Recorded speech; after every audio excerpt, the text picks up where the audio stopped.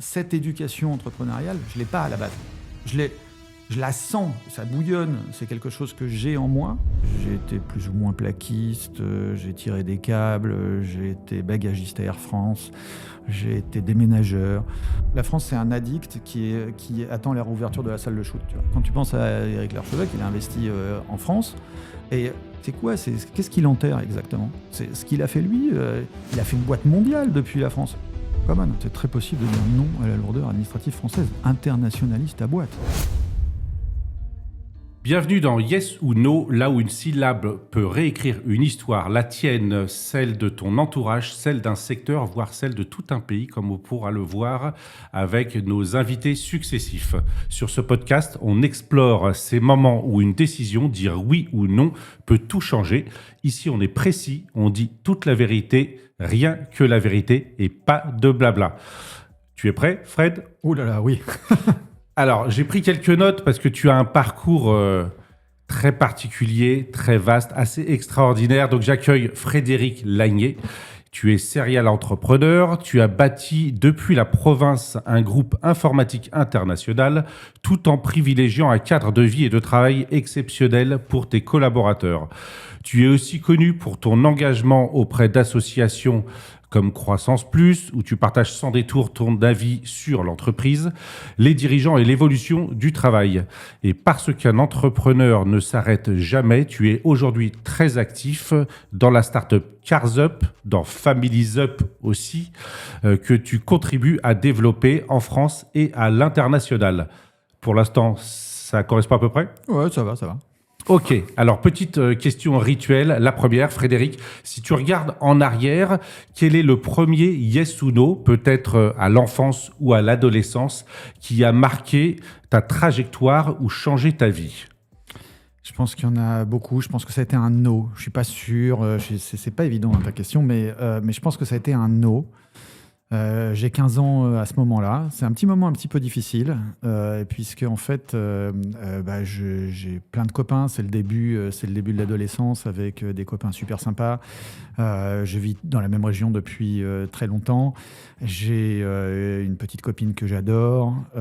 Et à ce moment-là, mes parents décident de déménager en plein milieu d'une année scolaire, etc. Et je vais le vivre extrêmement mal. Et je crois que je dis non. Je crois qu'en fait, je ne le dis pas formellement, je ne les appelle pas pour leur dire « tiens, j'ai décidé de dire non ». Mais je pense qu'au fond de moi, c'est un non qui est assez fondateur. Il va s'ouvrir des vrais conflits un peu avec mes parents quand même pendant cette phase-là. J'étais un bon élève, je deviens presque un cancre. C'est un vrai non. C'est un vrai non. Je refuse cet état de fait. Pendant très longtemps, j'ai pensé que c'était quelque chose qui m'a beaucoup handicapé. Par la suite, que c'était une mauvaise décision, etc. Et puis, avec le temps, tu t'aperçois que en fait, j'arrivais sans doute à un âge où on commence à apprendre plus de ses propres erreurs que des conseils de ses parents. Et je pense que j'ai appris beaucoup par la suite de cette décision et que j'ai appris à rebondir derrière ça. Mais ça a été fort, oui. Est-ce que, justement, si on est sur la période de l'enfance et tes racines, tu avais déjà ce goût d'entreprendre quand tu étais petit ou plus jeune, et le cas échéant, d'où ça te serait venu ? Alors très certainement, parce que je me souviens qu'avec des copains jeunes, etc., petits, on joue à l'entreprise. Je me souviens d'avoir eu quelques copains avec lesquels on jouait à l'entreprise. J'avais un copain qui avait une sorte de bureau chez lui et on jouait quasiment à l'entreprise. Là, on est vraiment très petit, vers 10 ans, quelque chose comme ça, enfin 10-11 ans. Je me souviens de ça. Par la suite, à 16 ans, après avoir changé de région, donc, je rencontre des nouveaux copains qui vont devenir très importants, avec qui je vais créer l'entreprise dont tu as parlé tout à l'heure. Mais avant de créer cette entreprise-là, bien avant, à 16 ans, on crée une espèce de club d'investissement, de fonds d'investissement. On met nos sous en commun pour acheter des actions. Alors, on fait ça juste avant le krach de 87, donc ça n'a pas été très loin. En novembre 87, je crois, on fait ça. Mais je pense que c'est ma première tentative d'entreprendre quoi que ce soit d'une manière réellement formelle. Et elle a été suivie d'autres. également à la fac par la suite. Je vais créer une association à but lucratif. Je vais détourner la loi de 1901 pour gagner des premiers petits sous. Et je ne suis pas le seul à l'avoir fait un jour. Je pense qu'il y a prescription. Et puis, oui, je pense que c'est des premières tentatives qui, plus le fait d'avoir joué à l'entreprise quand j'étais petit, ouais, sans doute, ouais. D'accord, c'est vrai que l'histoire de l'association, il y a beaucoup de monde qui l'a fait, je l'ai fait aussi. Ça permet d'être tranquille pendant quelques mois et voir si on peut se lancer. Grandir loin des capitales, t'as donné un regard particulier, ça t'a... Enfin, je sais pas, t'as ressenti quelque chose de spécial en termes d'ambition, de challenge? Non, pour moi c'était normal. C'est là que je grandissais. J'avais grandi d'abord en Limousin de 0 à 16 ans, et puis retour arrivé dans la vallée de la Loire, qui est la région d'origine de mes parents, à cet âge-là. Donc pour moi, non, je connais pas Paris à cette époque-là, je connais pas New York, je connais pas Londres. Donc pour moi, c'est une vie normale. Ça me donne pas de challenge particulier. Ça va peut-être venir par la suite parce que ce sont en fait ce genre d'endroit, et c'est des très petits écosystèmes. Et soit tu fais partie de la nomenclatura locale, soit t'en fais pas partie. Et j'en faisais pas partie. Et donc ça m'a sans doute aidé. Ça m'a sans doute dirigé dans le fait de vouloir partir de là à un moment donné. Qu'en fait, je ne serais pas prophète en mon pays. J'aimais cette région, j'y avais plein d'amis, etc. Mais il y avait cette espèce de petite bourgeoisie de province que je trouvais consternante. Et je n'avais pas envie de rester là. C'est pas que j'avais envie de la dépasser, c'est que je n'avais pas très envie d'en rester là. On va voir que je suis resté là, mais en allant ailleurs. D'accord, alors on va en reparler effectivement. J'imagine. Et tu as été... Ton premier job, c'était un job salarié? Non, j'ai jamais été salarié. J'ai jamais été salarié. Enfin, je l'ai été. J'ai fait des jobs. J'ai fait des jobs d'été, mais tous les jobs d'été. J'ai été plus ou moins plaquiste. J'ai tiré des câbles. J'ai été bagagiste à Air France. J'ai été déménageur. Et puis progressivement, les jobs devenaient un petit peu plus. On va dire un peu plus assis, un peu plus conforme à ce que j'étudiais. Mais très vite, j'ai entrepris. Et donc, en fait, à 23 ans, j'entreprends. Donc, j'ai jamais eu autre chose qu'un job d'été en salariat. Donc, tu n'as jamais dit non à une opportunité trop confortable, finalement. Tu t'es mis directement dans l'inconfort de la création de l'entrepreneuriat? Alors, oui, mais pour moi, c'est une évidence. Je pense que j'ai jamais pensé à autre chose qu'être entrepreneur. Non, objectivement, j'ai jamais pensé à autre chose qu'être entrepreneur. Je suis diplômé, je reçois ma maîtrise en 93. C'est une période assez dure. Il y a un chômage à 2 chiffres, etc. Mais jamais l'idée de devenir salarié ne m'effleure l'esprit. Avec mes amis que j'ai rencontrés au lycée, et puis 2 filles qu'on a rencontrées sur les bancs de la fac, on ne va penser qu'à créer une boîte. On n'a jamais pensé à faire autre chose. Voilà. Alors, est-ce que ça veut dire que pour autant, j'ai jamais refusé une offre confortable? Si, plus tard, parce que cette boîte, on m'a proposé moult fois de l'acheter, et à des moments, on me proposait beaucoup d'argent et que j'en avais pas. Enfin, beaucoup. C'était pas beaucoup finalement par rapport à ce qu'elle a été vendue au final, mais c'était beaucoup pour l'époque et pour moi.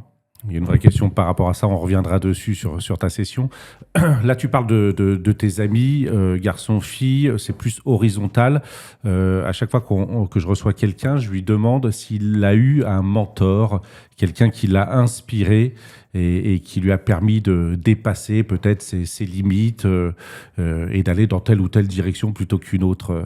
Alors, je vais te décevoir, mais mes mentors à l'époque, c'est des héros, en fait.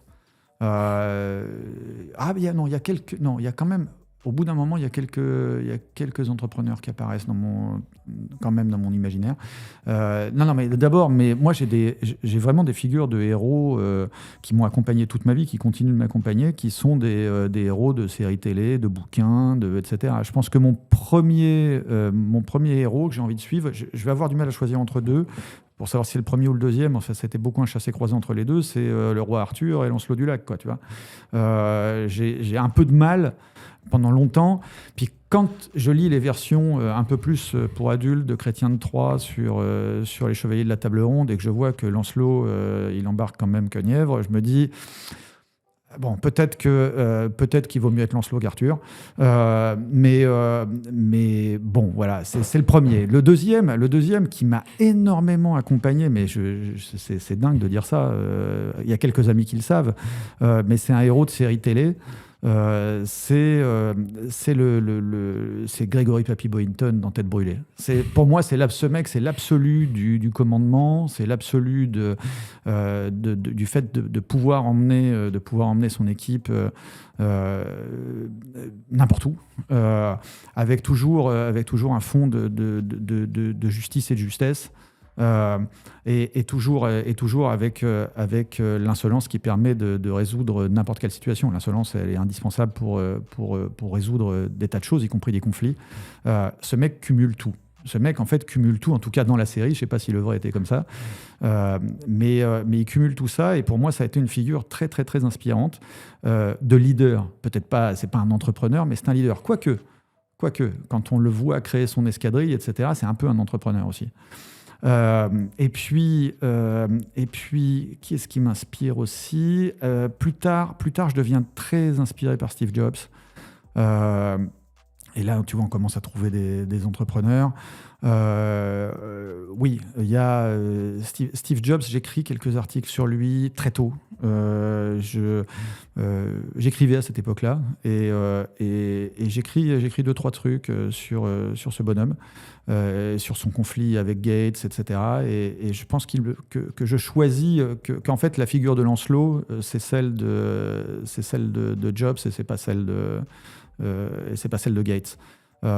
Donc voilà, on pourrait citer ça. Encore un tout petit peu plus tard, tiens, je vais rajouter un monsieur que j'ai rencontré alors que j'étais un très jeune entrepreneur, qui avait exactement 50 ans de plus que moi, et que j'ai un peu que j'ai côtoyé un petit peu, et qui avait une entreprise de 200 personnes à peu près, qui avait été justement un pilote de chasse dans la Deuxième Guerre mondiale. C'était un monsieur de mon département qui s'appelait Jean Reculé. Et ce monsieur, qui est un entrepreneur brillant, qui a côtoyé Christian Dior, etc., m'a sans doute aussi transmis des choses que j'ai eu envie d'incarner un peu cette dignité-là. Voilà. Ça ressemble à quelques valeurs assez traditionnelles, peut-être qui disparaissent un petit peu. En gros, tu es en train de me dire que tu es... Que je suis pas tout jeune. Alors que tu n'es pas tout jeune peut-être, mais que les personnes qui t'influencent ne sont pas forcément Oussama Ammar ou Yomi Denzel, quoi. Non, vraiment pas. Là. Non, mais je crois que je vais dire Joker parce que non, mais si tu veux, oui, si tu veux, je vais en dire un peu parce que c'est vrai que pour moi, c'est un peu des héros négatifs. Enfin, je connais pas Yomi Denzel. J'ai jamais suivi, je sais pas, mais Oussama, je l'ai connu de près. J'ai été investisseur dans Family. J'ai fait partie des gens que, de fait, il a trompé. Donc, parce qu'il a trompé des tas de gens. Et partir. Bon, moi, j'ai pas fait partie des gens des gens qui ont mis de l'argent directement avec lequel il est parti. Il a acheté son fameux manoir, mais ouais, allez, on peut passer là-dessus. C'est pas, tu sais, ça fait partie. Oui, c'est pas des gens qui m'inspirent. C'est pas des gens qui m'inspirent aujourd'hui. Il y a quelque chose de très nauséabond qui se passe en ce moment dans la société française, et je trouve que ça commence à venir des entrepreneurs eux-mêmes. Et ça, je trouve que ça pue vraiment. Quand je vois Éric Larchevêque qui nous parle qui nous dit ouais, faut plus investir en France, qui parle de s'armer, etc. Je pense que les gars délirent. Je pense que ça va mal. Ils ont fait fortune en France. On est dans un pays où le PIB moyen est je sais pas combien de fois le PIB moyen de la planète. Il y a 70 millions d'habitants. Enfin, je veux dire, il y a des trucs à faire, quoi. Faut vraiment être taré pour dire ça. Enfin non, faut faire une sorte de politique. Faut être rentré dans une sorte de politique. C'est plus tout à fait des entrepreneurs. C'est quelque chose d'un peu hybride. Je sais pas ce qu'ils cherchent. En tout cas, être vu, faire parler. C'est pas ma came. Ouais, c'est un peu une approche trumpiste de la France, quelque part. Hein. Oui, il y a quelque chose comme ça qui est en train de se lever. Je considère qu'en fait, un entrepreneur, ça entreprend. Ça s'adapte. Ça doit trouver une solution à chaque situation. Ça doit dominer quand il y a de l'adversité. Et je comprends pas ces jérémiades. Tous ces mecs qui passent leur temps à geindre aujourd'hui, ça me gave. Vraiment, ça me gave. Alors, pour revenir à ton groupe qui s'est avéré devenir international, comment est-ce qu'on fait pour gérer cette croissance depuis la province ? Qu'est-ce que ça change vis-à-vis de ses salariés ? Qu'est-ce que ça change vis-à-vis de ses clients ? Est-ce que tu peux raconter à nos auditeurs comment tu as réussi cette performance qui est quand même assez extraordinaire, hein ? Écoute, encore une fois, j'ai pas ce sentiment à ce moment-là. À ce moment-là, j'ai le sentiment que je suis face aux difficultés inhérentes à n'importe quel développement d'entreprise. Je pense que au début, on crée une boîte. Moi en tout cas, j'ai créé une boîte sans avoir l'idée d'en faire un groupe international. J'ai l'idée d'être indépendant. Ce que je poursuis, c'est l'indépendance, c'est le fait d'être... c'est dans quel bouquin qu'il y a ça ? Je veux être le héros de ma vie. Ça va me revenir. C'est méga célèbre américain. J'aurais pu retrouver le nom. Bref. Et donc voilà. Mais en tout cas, c'est quelque chose qui me pousse à vouloir être le héros de ma vie, à me dire finalement mon temps de travail très tôt. J'ai le sentiment que mon temps de travail, c'est globalement la meilleure partie de mon temps d'éveil, et qu'il faut que j'en fasse quelque chose d'intéressant. Donc je veux faire des choses intéressantes. Je veux être indépendant. Je pars d'où je pars. Je suis toujours attaché. Je suis assez attaché à l'idée de savoir d'où on vient, d'aller ailleurs, mais de savoir d'où on vient. Et donc, ça me plaît de rester dans ma vallée de la Loire, d'où mes grands-parents viennent. Ça me va bien. Paris est juste à côté. Il y a plein, justement, c'est ce qui est pathétique à l'époque, c'est qu'il y a plein d'entrepreneurs locaux qui vont même pas chercher Paris, qui est à 1 heure de train, quoi, et qui éventuellement trouvent qu'il n'y a pas assez d'opportunités localement. Non, ça va être formidable parce que très vite, j'apprends à adorer Paris, puis Paris m'emmène ailleurs. Un jour, j'ai envie d'international. C'est comme ça que je vais découvrir l'Europe de l'Est. En même temps, je commence à poser des jalons dans le monde anglo-saxon, en Allemagne aussi. Voilà, tout ça va venir très progressivement, par envie successive. Par envie de faire des choses intéressantes, et ce qui était intéressant hier, l'est plus assez aujourd'hui, tu vois. Donc tu repousses, je repousse en continu avec le sentiment de devoir, d'avoir l'obligation de faire quelque chose d'intéressant pour moi-même et pour mes équipes. Donc pas vraiment de business plan fumeux, mais plus du courage, des opportunités, et puis comme tu le dis, des opérations successives avec les talents que tu trouves au fur et à mesure. Il y a deux phases. Il y a une phase, il y a les premières 10 années, je fais toutes les bêtises possibles et imaginables qu'on peut faire avec une entreprise, mes associés, etc., sans jamais aller au tas. Je ne sais pas comment le miracle a pu se produire, mais on n'a jamais eu à déposer de bilan ou je ne sais pas quoi. On est passé des fois pas loin. Mais on a fait énormément d'erreurs dans ces 10 premières années-là. Puis, à la fin de cette période de 10 ans, il y a eu une aventure dans l'aventure. On avait créé un progiciel de portail web multi-agent, un truc, on parlait d'IA avant l'heure, c'était bien avant l'heure, tu vois, on est au début des années 2000. Et en fait, ce truc-là nous a amené à côtoyer des gens nouveaux. Sont rentrés dans notre projet, des fonds, on a parlé avec eux. On a été dans la Silicon Valley, etc. Et là, quelque chose change. Parce que cette éducation entrepreneuriale, je ne l'ai pas à la base.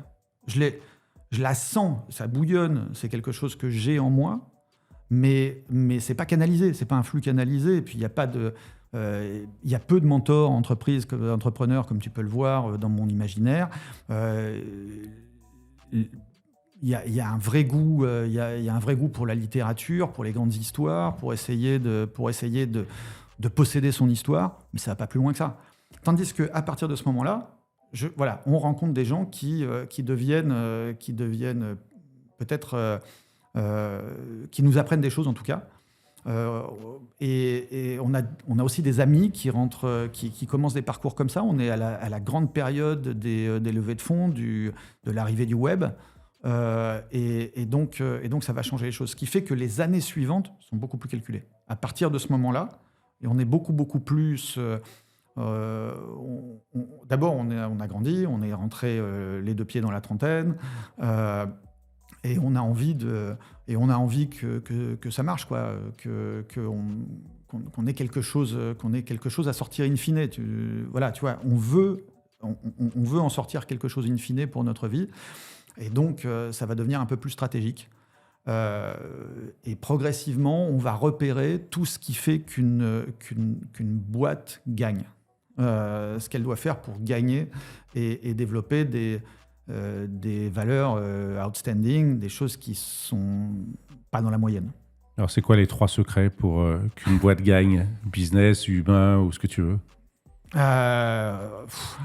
Non, mais l'humain, bien évidemment. Moi, j'ai eu jusqu'à 1500 salariés, tu vois, donc évidemment, l'humain, il n'y a rien que je peux dire de plus fort que ça. Mais au-delà d'enfoncer des portes ouvertes, à un moment donné, on a mis dans cette boîte toutes les villes-mondes qu'on pouvait. Donc on était devenus parisiens de fait, parce que pour nous, Orléans et Paris, c'était pareil. Et puis on avait été à Francfort, et puis on avait été à Boston, puis à New York, puis à Londres. Londres avant New York. Et puis dans nos sites de production, ils allaient du Vietnam au Mexique, en passant par l'Europe de l'Est, etc. Mais on voyait qu'il fallait être dans les villes-mondes. On voyait qu'on allait rencontrer des projets extraordinaires, des projets de croissance extraordinaires, comme nous qui étions venus de Orléans et qui étions allés à Paris. Fallait maintenant aller de Paris à New York, quoi. Voilà. Et on l'a fait. On a été dans tous ces endroits-là. On s'y est installé. On y a fait du business like really, tu vois, avec des fois en faisant dans ces pays systématiquement un chiffre d'affaires en dizaines de millions ou plus. Voilà, et donc ça a compté. Ensuite, on a internationalisé notre finance aussi. C'est-à-dire qu'à internationaliser ton commerce, internationaliser ta finance, internationaliser ton management. Tout ça, c'est des points clés qui vont faire que ta boîte va sortir de l'attraction terrestre de la rue où t'es né, quoi. Et alors, voilà, donc elle a très bien fonctionné. Tu arrives à ta session. Est-ce que tu avais plusieurs questions? Est-ce que tu avais imaginé vendre? Est-ce que c'était le bon moment?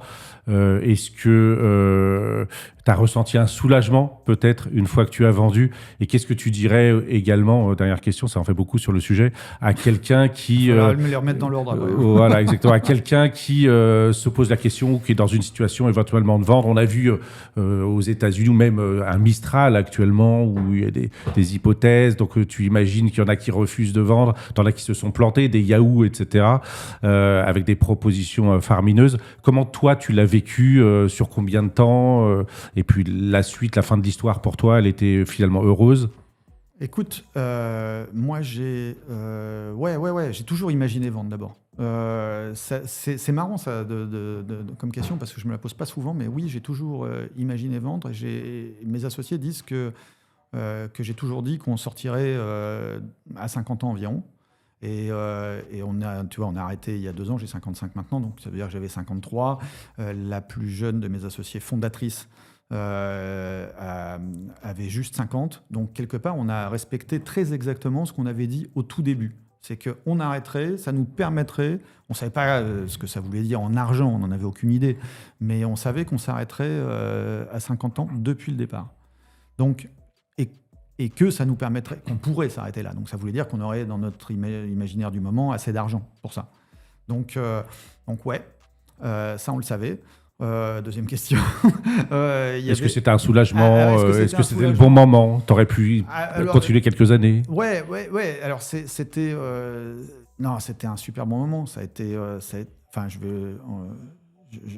je vais vraiment dire toute la vérité. C'était, on a cherché une asymptote de la phase digitale et je dirais qu'on l'a trouvée. Voilà, on a cherché le moment où quelque part on serait au plus haut. On a commencé à voir que les valos dans l'ensemble de l'univers digital, c'est-à-dire depuis ceux qui fabriquaient un produit digital. Et alors nous, on est une société de services, mais qui ne faisait que fabriquer des produits digitaux. On n'allait pas installer des CRM dans les boîtes. Tu vois. On aidait des gens à fabriquer, parfois les plus grands, à fabriquer leurs produits digitaux. Donc on voyait cette valeur se construire sous nos yeux. On était avec eux pour ça. Donc on a vu que historiquement, on atteignait des niveaux de multiples qui devenaient, qui risquaient de ne pas être vus avant un bon moment. Après, il faut savoir, tu sais, c'est comme tout, il faut savoir sortir, il faut savoir rentrer, mais il faut savoir sortir. Voilà, donc on n'a pas pu calculer à la minute près le moment du plus gros exit possible, mais il y a des choses à faire aussi. Tu vas chercher à ce moment-là, tu vas chercher à te vendre à ceux qui peuvent payer la valeur que tu veux, etc. Donc il y a un effet moment et il y a un effet aussi personnalité de l'acheteur. Il faut trouver le bon acheteur et lui apporter quelque chose de stratégique à ce moment-là. Mais si tu as fait ce que j'ai dit tout à l'heure, là, de mettre tout ce qu'il fallait dans la boîte, tu as plus de chances que ça arrive.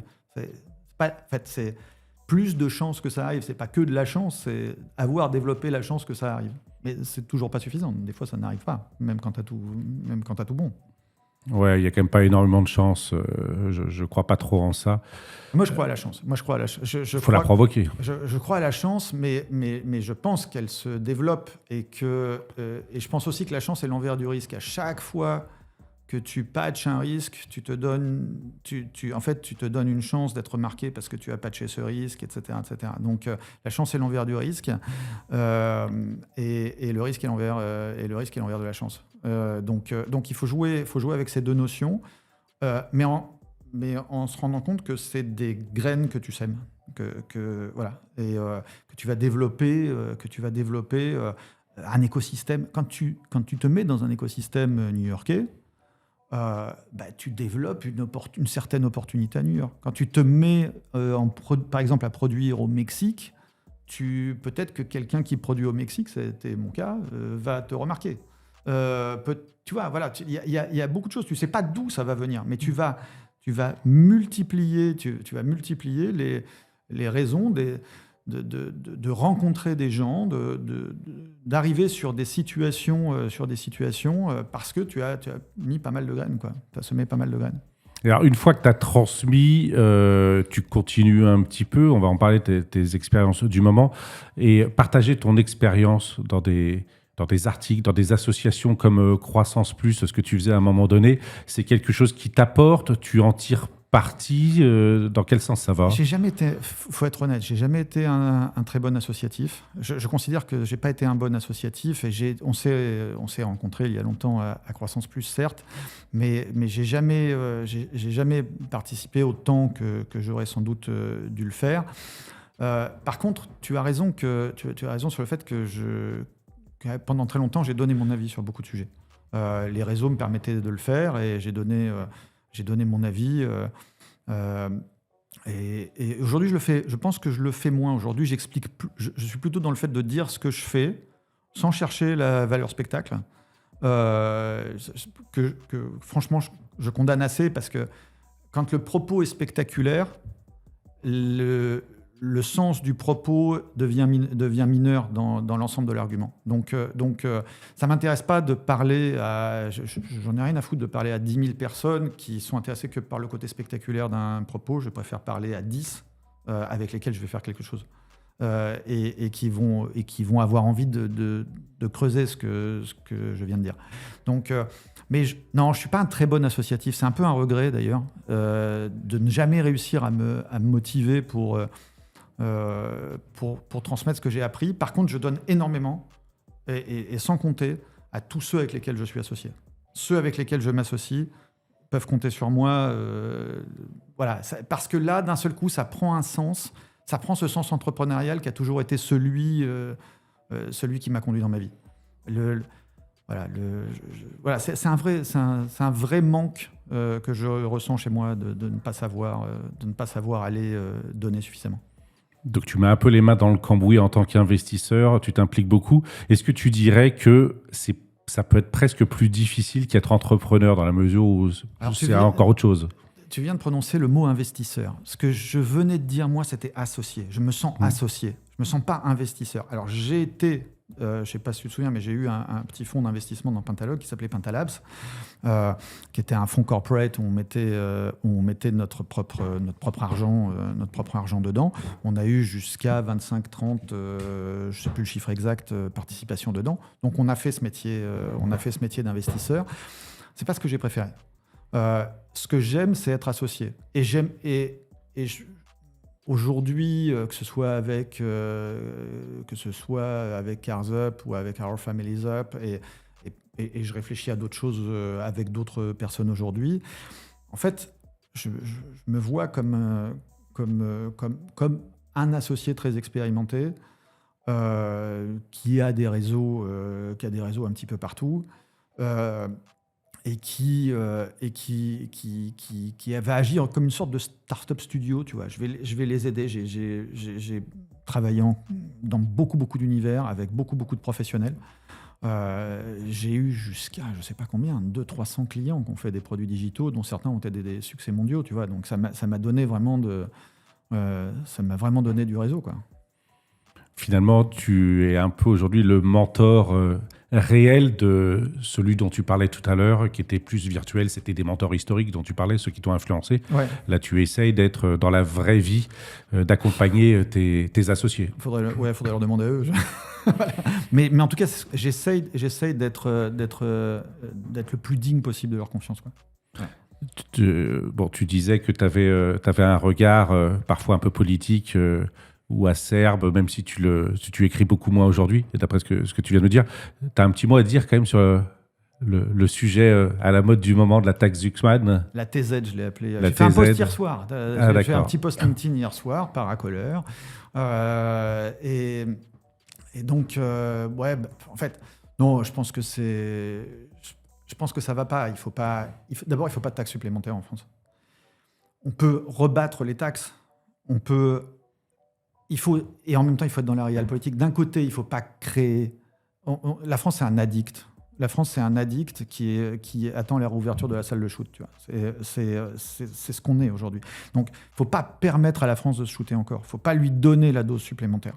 C'est une dose supplémentaire dont on parle. C'est au-delà de est-ce que c'est la taxe Zuckman ou est-ce qu'on prend, etc., etc. Quelque part, il ne faut pas. Bon, après, on peut rentrer dans la technique, dans ce que cette taxe, elle fait d'un point de vue économique, et effectivement, s'attaquer à une force. Le capital, c'est une force au travail.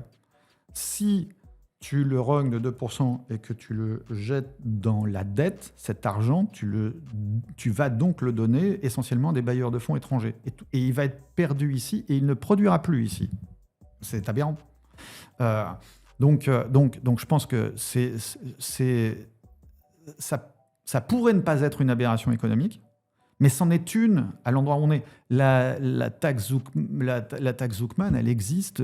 Il y a un ISF en Suisse. Tout le monde ne le sait pas, mais il y a un ISF en Suisse et il est respectable. Il n'est pas aussi fort que ça, mais il est quand même à un taux respectable. Mais l'ensemble de la situation de taxe suisse fait que c'est peut-être pas une aberration dans ce contexte-là. Chez nous, ça serait une aberration, oui, complètement.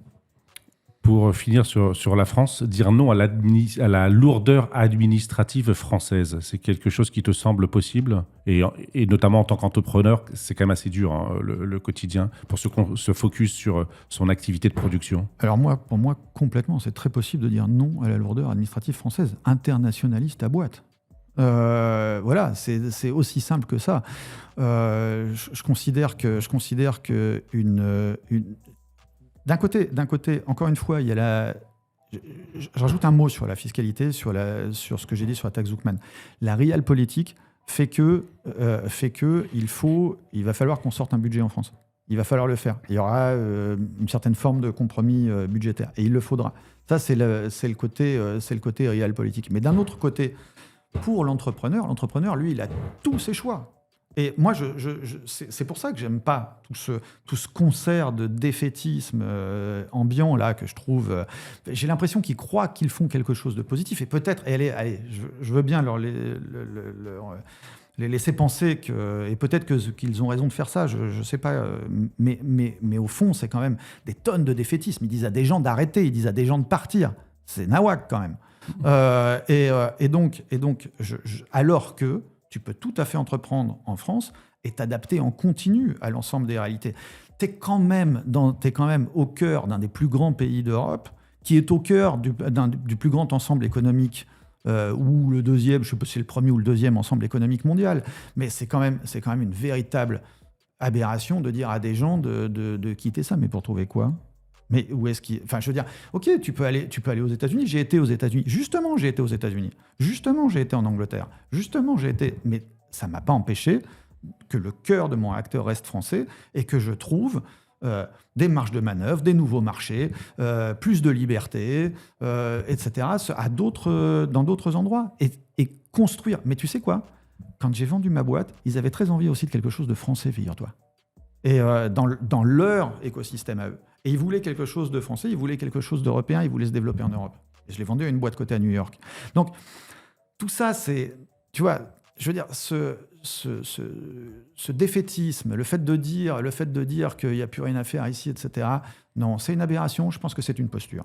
Je pense que pour la plupart d'entre eux, c'est une posture. Ils sont devenus dépendants au nombre de likes. Et malheureusement, ils ne savent plus quoi dire. Voilà, tu vois, et c'est pour ça qu'on en est là. Mais je le regrette parce que, je veux dire... tous les gens que tu as cités sont à la base des gens brillants. Mais quelle idée de faire l'oraison funèbre. C'est l'oraison funèbre de leur vie, parce que la plupart, ils ont gagné de l'argent. Je veux dire, quand tu penses à Éric Larchevêque, il a investi en France. Et c'est quoi ? Qu'est-ce qu'il enterre exactement ? C'est ce qu'il a fait lui. Il a fait une boîte mondiale depuis la France. Common. Et Ledger, il l'a créé depuis Vierzon, de mémoire. C'est magnifique, c'était mon voisin. Moi, je suis orléanais, tu vois, c'était mon voisin. Il a fait infiniment plus gros que moi, tu vois. Et j'arrive pas à comprendre, je respectais, tu vois, beaucoup le bonhomme, quoi. J'arrive pas à comprendre cette attitude-là. Bon, Après, il a été bouleversé par des trucs qui se sont passés avec son associé, etc. Et voilà. Mais c'est pas une raison. C'est pas une raison. T'as une responsabilité. Bon, ça c'est encore une autre histoire, effectivement, ses associés. Et puis il aura un droit de défense. Je l'ai invité. On va voir s'il ose venir répondre à ce que tu lui dis, ne serait-ce qu'en tant que voisin. Oui, mais il y a, tu vois, t'as entendu. Il y a malgré ça, il y a énormément d'admiration pour tout ce qui a été fait. Mais je comprends pas. Ça m'échappe.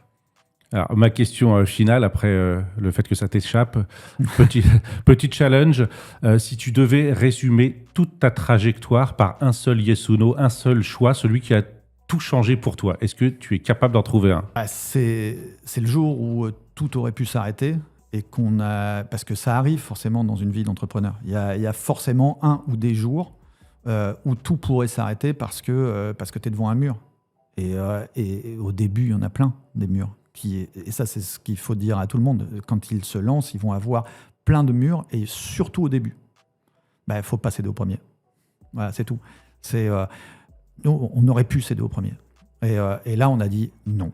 Merci beaucoup, en tout cas, Frédéric. Et à vous qui écoutez, rappelez-vous qu'un simple yes ou no peut changer une carrière, peut ouvrir des portes, peut en fermer si on ne fait pas le bon choix. Et la prochaine fois qu'une question se pose, eh bien, qu'est-ce qu'on se dira, qu'est-ce qu'on osera dire yes ou no ? Merci Frédéric. Merci beaucoup Gilles.